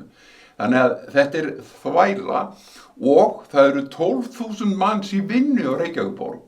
12.000 manns, það er ekkert eðlilegt fjöldan. Það hefur enginn að gera við 12.000 vinnandi menn í borg sem að kaupir þjónustu svo af öðrum 12.000 mönnum sem að reka fyrirtæki, sem heita alls konar nöfnum, HR-fyrirtæki, sem eiga að sjá ljósastöðurinn eða gatnaframkvæmdir eða gatnahreinsun eða slá garðana eða bara gera bara hvað sem þarf að gera. Það er meiri sér ríkið með verktöku á læknunum í borginni, það heitir hér heilsugæslustöðvarnar, það eru reknar ríkinu og læknin, hann það bara skrá sig fyrir 1300 til 2300 sjúklingum en hann þarf aldrei að sjá sjúklingana af því að hann fær fast gjald fyrir hvert sjúkling og svo segir hann, ég tek bara 3 í dag. Ég er að fara í golf, ég er að gera þetta. Þannig að þú færði enga læknisþjónustu. Áður var samkeppni með læknana og þessi heilsugæslustöðvar tryggðu það að það var lagða niður samkeppni með að lækna. Þess vegna kemst ekki, færði enga læknisþjónustu. Nú, elliheimilin, við getum farið í þau líka, borgin byggir elliheimil og leigir svo einhverjum, þú færði ekki að leigja elliheimili, af því þú ert ekki félag, en ef þú ert Eyr eða Grund eða Hrafnist eða eitthvað, þá byggir borgin fyrir þau húsið, leigir þeir á smápenning, svo leigir þú sjúklingunum og þú kaupir leigu, það er annað leigufélag sem að framleiði matinn, annað sem leigir starfsfólki til þess að þjóna sjúklingunum eða gamalmönnunum. Þannig að þetta verður ekkert að kostnað og svo bannað að vera með 2 í herbyggi. Þannig að þetta er bara algjör þvæla allt saman og þess vegna skortur á öllu allstað, þetta er eins og leikskóla. Þetta er sjálfskaparvíti. Já, sjálfsögur þetta sjálfskaparvíti. Þetta er alveg fáránlegt og við lifum á tækniöld, við erum komin með gervigrindina, við erum í þætti núna með gervigrindinni og við erum bara allt í flækju. Já, það sem við erum að segja, við erum að segja þetta. Við erum að segja þetta allt saman sem að það sem að er bara því miður rétt. Ef það væri hún setur upp í lokin,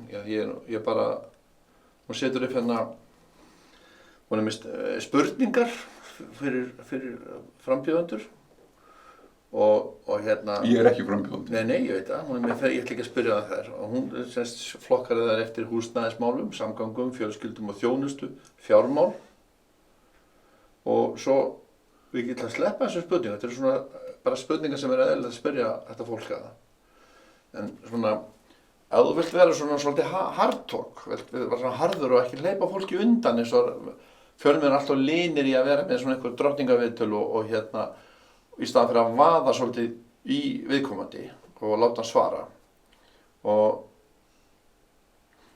til mér segt stjórn og traust segir ekki ef þú væri pólitíkus, segjum að þú ætti sæti í borgarstjórn Reykjavíkur og er búin að vera þannig í 4 til 22 ár eða hvað það er þá spyrur af hverju ættu kjósendur að treysta ykkur núna ef þið hafið ekki staðið við fyrri loforð þetta er spurning sem það þarf að svara hvaða eitt loforð sjáu þið mest eftir að hafa ekki efnt þetta er önnur spurning er Reykjavík betur ekki í dag en fyrir 8 árum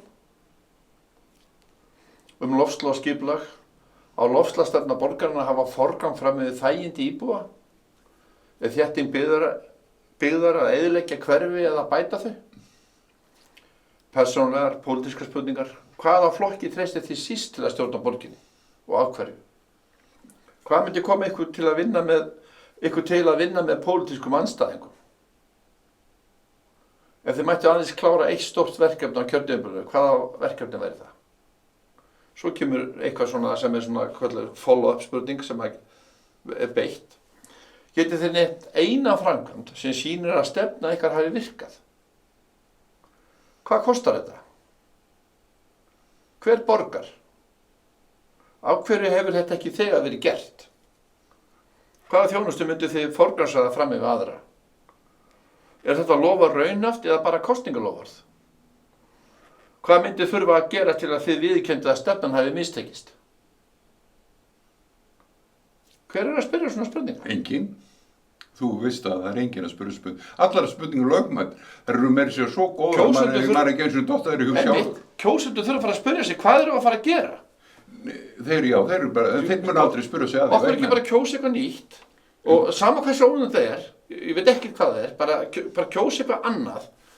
Það þarf að koma þessu fólki frá. Það þarf að kjósa aftur og aftur og aftur.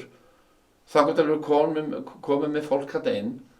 Sko, það er fullt af góðu fólkinu eins og þú segir. Ég er ekki að gagnrýna alla þannig. En hversu oft höfum við ekki heyrt að til dæmis sé sjálfstæðisfólki? Já, við erum bara í minnihluta og við ráðum ekki við neitt en okkur lætur þá ekki í því heyra. Okkur tjáir þið ekki. Þú getur ekki sagt bara, ég er í minnihluta, við erum í minnihluta eða meirihluta. Þú særi fyrir því fyrirtæki sem er hluthafa og stjórn fyrirtækis þar sem að skiptist í meirihluta og minnihluta og bara menn er að slást alla daga þegar að vinna einhverju sameiginlegu verkefnum. Þetta gengur ekki upp, það bara fólk er búið að fá nóg.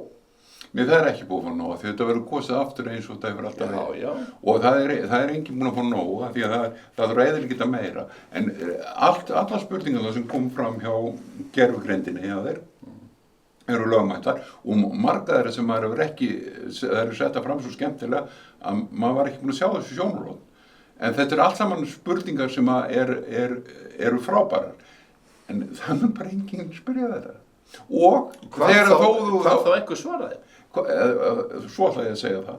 Það mun hins vegar, og líka, það mun enginn vilja svara þeim og enginn geta svara þeim að því í dag ríkir almennt stjórnleysi í borginni á öllum sviðum, alveg eins og í landsmálunum. Og þú ert að tala um byggingarland á hann, það er eitt af 3 eða 4 meginmálum með það, byggingarland. Það var mjög skemmtilegt. Borgarstjórnar meirihlutin sem er núna, ég veit ekki hvort þessi borgarstjórnar meirihluti sem stýr borginni núna undir leiðsögn Heiðu Bjargar Hilmisdóttir myndar og það er aðal áhugamáli hjá, hún segir það bara bæði Helga Þórðardóttir hjá Flokki fólksins og hún líka varaborgarfulltrúin og hún Inga Sæland. Þetta eru búin að hamra á þessu á fundum. Sjáðu, við stofnuðum þennan meirihluta til þess að koma með byggingarlóðir. Við komum með byggingarlóðir. Við fórum að byggja það var búið að undirbúa svæði upp í Úlfarsárdal fyrir 4.000 íbúðir. Og það er farið á stað. En veistu hvernig það er farið á stað? Það er enginn að byggja þar. Það er þróunarfélag sem er með og fær að ráða öllum eignunum á svæðinu. Það er bara einhvern byggingafélag, búið að semja við byggingafélag byggt allt.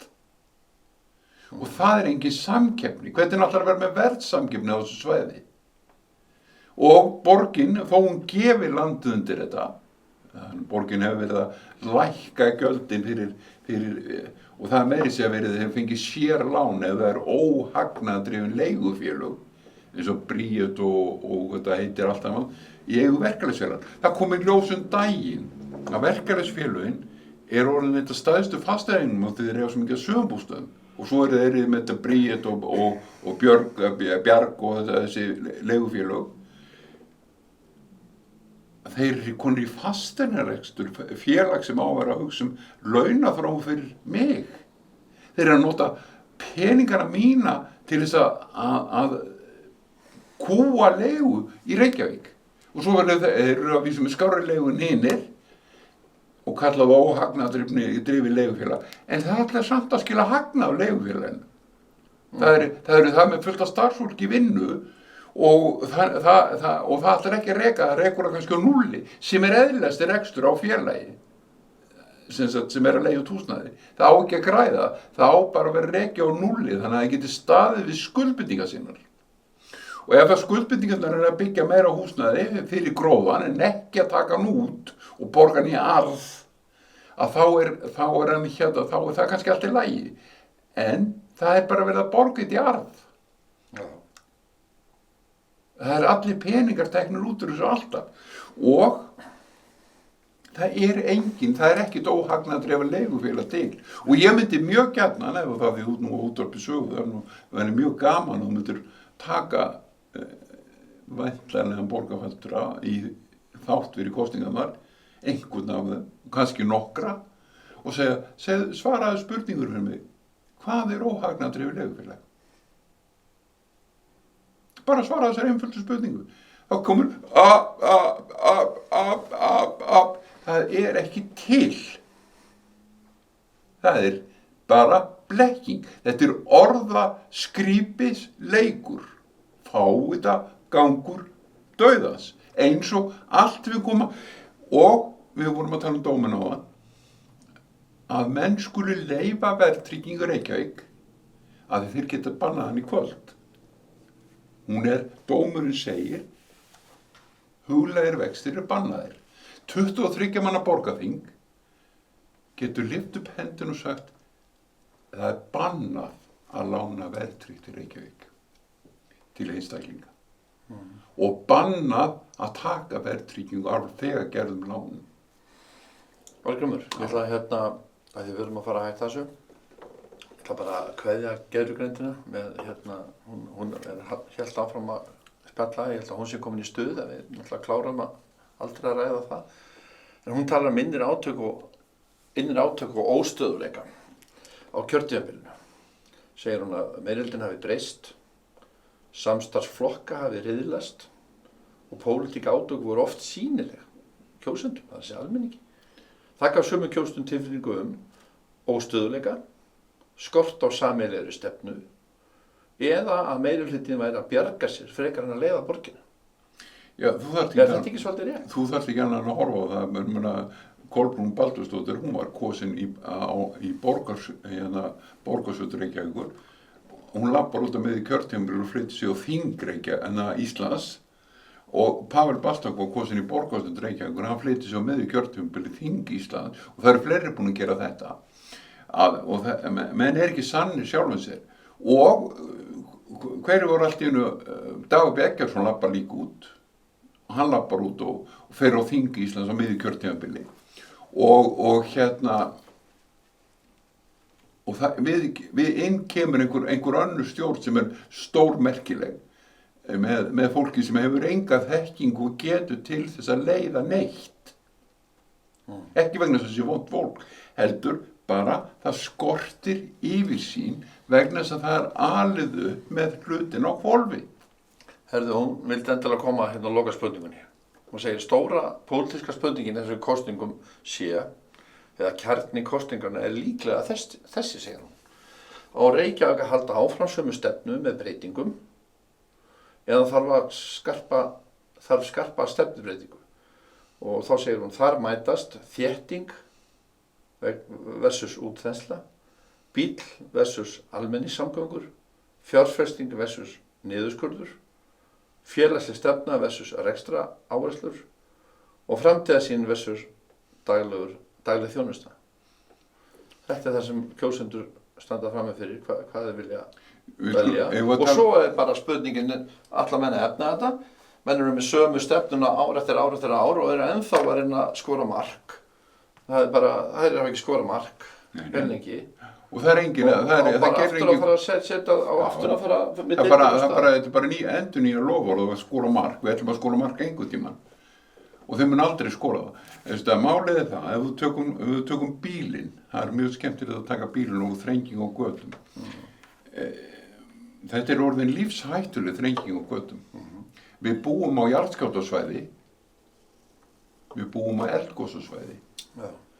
Ef að það kæmi risa jarðskjálfti í Reykjavík og það er þetta að yfirgefa borgin í Grænum Hvelli og það getur komið fyrir, það er þetta að yfirgefa Grindavík á örfáum klukktímum. Ef að það er þetta að fara að yfirgefa hana, þú varst nú sjálfur að lýsa því í dag þegar þú varst að koma um Keflavík og þú keyrðir einhver efri leið, en svo þú horfður svo á neðri leiðina sem var fulla bílum alveg endalaust. Já, bara bíla, sko, ég segi ekki að byrja hjá Straumsvík, en sko, þú komið þarna í brekkuna bara, þú ert að koma inn í Hafnarfjörðinn. Já. Svona kannski kílómetra áður kemur á hringtorginu á N1. Það er bara biðurinn niður. Svo er náttúrulega hringtorgið inn í Hafnarfjörði og út götuna, já, mann ekki hvað heitir, síðan er það Reykjanesbrautin. Bara það er alveg, sko, er ekki Reykjanes þarna, jú, þarna upp í framhjá IKEA og þar. Og ég keyrði þá leið alveg vestur í bæ, ég fór efri leiðina. Þetta eru fleiri kílómetrar. Það var tvöföld umferð, meira minna stopp, alla leiðina. Ég var komin inn undir Elliðabrunn og þá var áfram, sko, fólk á leiðin út úr bænum þar og allt fast. Þú ert klukkutíma, 1,5 tíma heimtíðin, sko. Og allt stoppar þetta bara, sko, á okkur hringtorgi og okkur ljósum og það er ekkert gert í þessu. Við vitum hvernig þetta er hjá, gamla Fox-heimilinu, við vorum báðið með hesta í gamla daga. Hvernig umferðarteppan er þar og Ártúnsbrekkan og þegar fólk er að fyrir í skólan og það er ekkert gert, það er svo hlakki í þessu fólki. Nei, það hlakkar ekki í því, af því þau eru sjálft sem fast í umferðinni.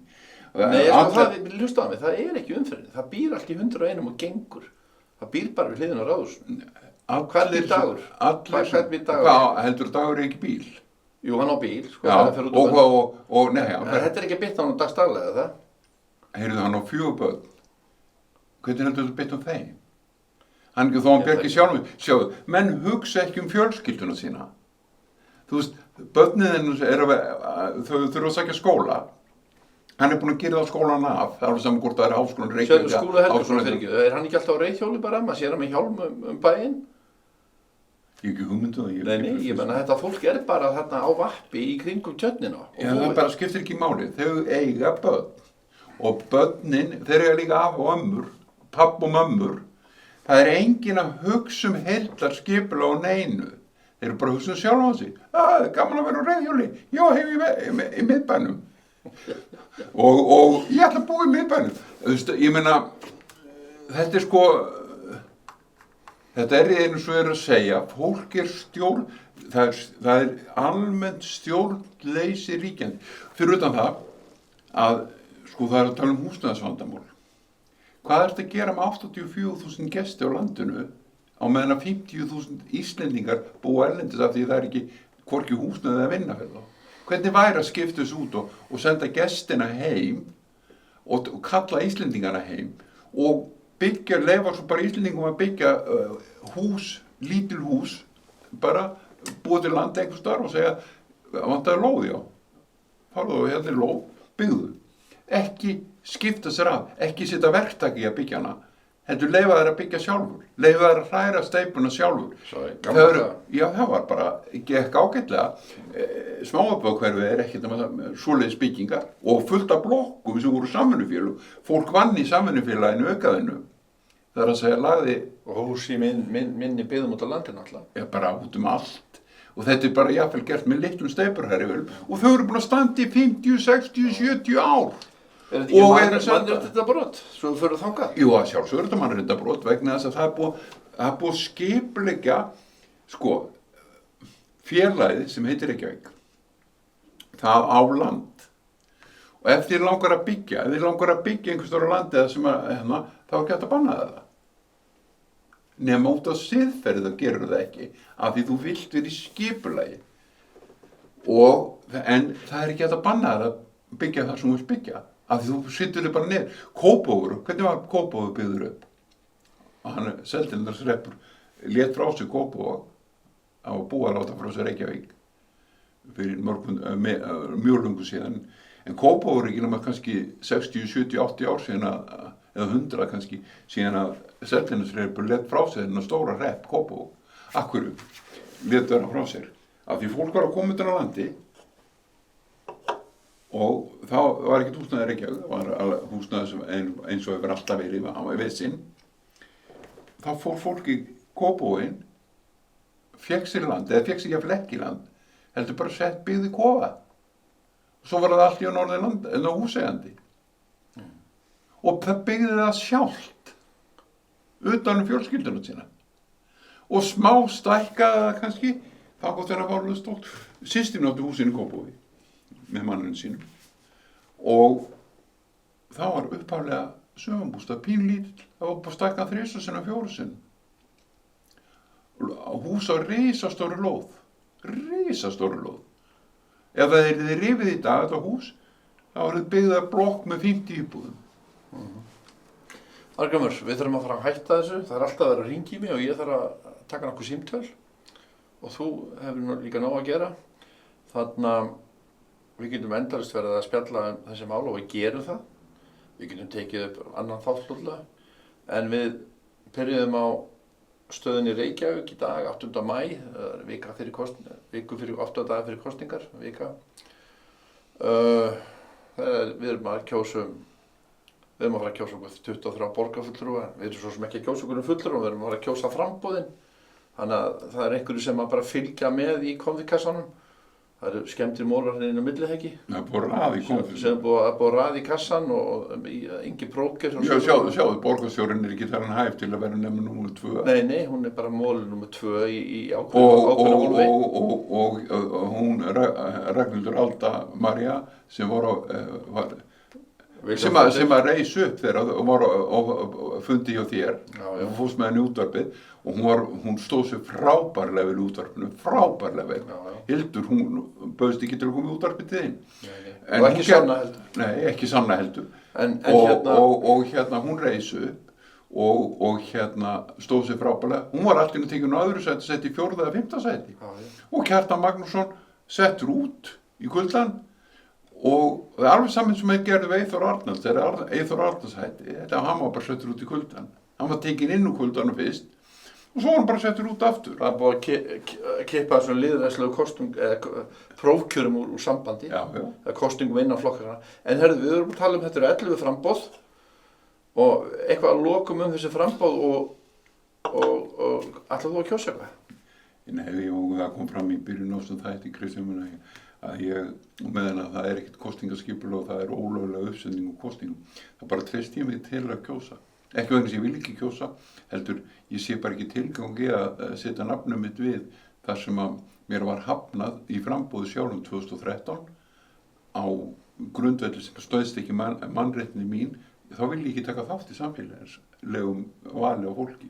Af því ég líti ekki á þetta sem enda hef ég enga þjónustu fengið á þessu fólki. Alveg sama frá 2013. Það var ekki verið, ég er búin að við áttum marga fundi með Ólafur Ragnar Grímsson, kom ekkert út úr því. Við áttum fundi með öllum ráðherrum meira og minna, það kom ekkert út úr því. Við áttum líka með borgarstjórunum, með borgarráðsmönnum, og það var aldrei komin eitt út úr því. Þetta er ekkert nema býður bara ef ég kemist til eðlilega kröfu, þar sem maður getur lagt inn kröfu, þá myndi ég leggja bara einn risa kröfu, skaðabótakröfu á bara það þjónustuleysi sem ég hef upplifað. Sem borgarbúi. Er þetta þá komið hjá okkur? Já, ég held það. Þakka fyrir Arngrímur Pálmason og ég heiti Kristján Örn Einarsson og við höfum verið að spjalla kosningarna núna sveitarstjórnarkosningarna í Reykjavík sem varð eftir viku og við höfum svona látið gamminn geisa og við höfum talað tæpitungulaust eða ekki. Það er að tala tæpitungulausara af því að þetta er ekki fólki sem er vont, það er stjórnleysi sem er búið að koma, það menn eru hugsunarlausið að setja reglur. Já, því ekki vera mild þetta neitt núna, það er á seint. Nei, ég hef aldrei ef þú hlustar á þennan þátt sem við erum búin að taka upp alla þætti sem við tala þá erum við ekki að kenna fólki við erum að kenna kerfum. Kerfi er búið til vegna þess að menn hafi ekki áhuga á starfinu sínu og þeir sita bara og leyfa reglunum að fara í gegn. En hvað sem þessu líður, þá viljum við breytingar? Ég vil bara fá að lifa í landinu og borginni eins og á að lifa. Þú getur það ekki svo staðinni núna, þess vegna viltu breytingar? Ekki með kærleika, ekki á þess að vera hræddur að reiður heima mér. og það er vandamálið, það er að fólk er hrætt. Verðtrygging gerir fólk hrætt. Verðtrygging á leigusamningu gerir fólk hrætt vegna þess að þú veist ekki, þú leigir íbúð á 250.000 krónur, núna eftir ára hún konið 300.000. Við skulum ekki fara að fluga aftur. Jú, þetta er bara skiptið máli að þú ert að tala að við viljum breytingar. Þú verður að klippa þetta niður fyrst, þú verður að klippa niður það sem heitir allt sem getur hækkað fastir samningar eiga að vera óbreytanlegir. Það á ekki að vera hægt að selja bíl og á 1.000.000 og koma svo eftir mánuð og segja, heyrðu, ég gerði nú mistök, ég átti nú 1,1 milljón fyrir hann og koma svo eftir ár og segja, heyrðu, þetta var nú aðeins vitlaust, ég vil fá, það er verðtrygging. Við ræddum ekkert skort á borgarfógeta eða borgarsaksóknara eða neitt slíkt eða borgardómi. Já, sko, borgardómurinn, sko, ef við förum í dómsmál, á dómin og pælum í því, þá erum við með 4 dómstól á Íslandi. Þú ert með sýslumann, sem er ekki dómstól, en er samt látinn vera dómstól. Hann er að taka íbúðir af og gifta fólk og halda alls konar lögskjöl. Fækkan í eitt embætti. Já, þetta er ekki embætti, þetta er stofnun. Já, rétt að þér, já. Og svo ertu með aðra stofnun sem heitir héraðsdómur, þegar hann er í dómsmálum, og þú ert með 3. stofnunina sem heitir Landsréttur og er í og þetta er, svo ertu með 4. stofnunina og þetta er allt í eigu sama félagsins. Það heitir Ísland. Ísland er með 53 lögsögur. Lögsögurnar hafa engan dómstól, en hvað eru til hvers eru 4 dómstólar í sömu lögsögunni sem heitir Ísland? Sjáðu, dómari 1, hann setur einhverja niðurstöðu, dómari 2 að staðfesta niðurstöðuna, svo kemur dómari 3 og staðfestir niðurstöðuna hjá dómara 3, dómara 2 fyrirgefðu, og 1, og svo kemur dómari 4, og til þess að staðfesta allan fjárhættargangi. Og svo er sáttinn farin, hún er kannski mýflugmynd í héraðsdómi, ef hún er þá. Hún er hvergi til. Hún er bara farin. Nei, það er ekki. Segjum þetta gott. Já, takk. Já, takk.